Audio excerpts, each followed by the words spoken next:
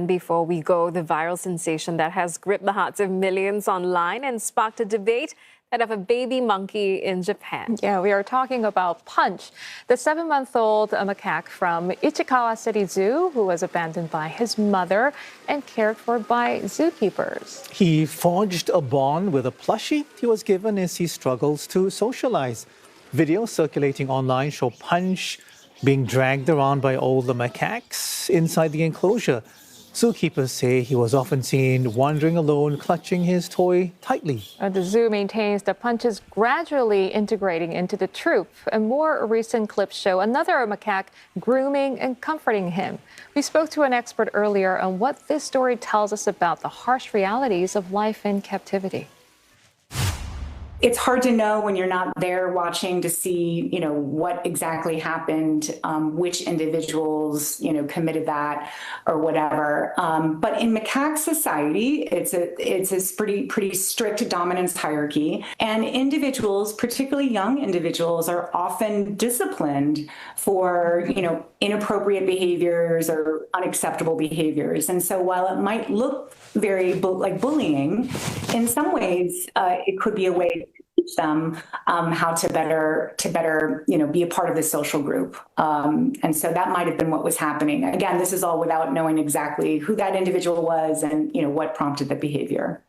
And Prof. Riley, do you think, based on what you've seen and what you know, the zookeepers have been doing the right thing? We know they intervened when Punch was abandoned, and that probably helped him survive. Right now, though, they don't seem to be interfering when he's pushed around. And my instinct would be to get in there. I mean, is it all correct in terms of what they've been doing for Punch? Right. They certainly cared for this infant after he was abandoned right after birth, and then it's great that they then tried to socialize this monkey back into a social group, because otherwise it could potentially be, living on its own, which is a tragedy. I think in this case, it's probably smart for them to stay out of it, if you will.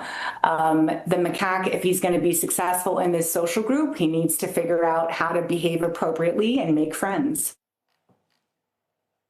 Yeah, and Dr. Riley also earlier explained that this sort of abandonment in monkeys is actually uncommon, but it can happen under certain conditions. So I think Punch's mom was a first-time mother, so inexperience, that could be a factor. And then Punch was also reportedly born during a heat wave, which I imagine could have been very stressful for the mother, who may have decided to prioritize, her own health and her chances of reproduction in future than to care for little Punch. So it is also hard to be upset. Yeah.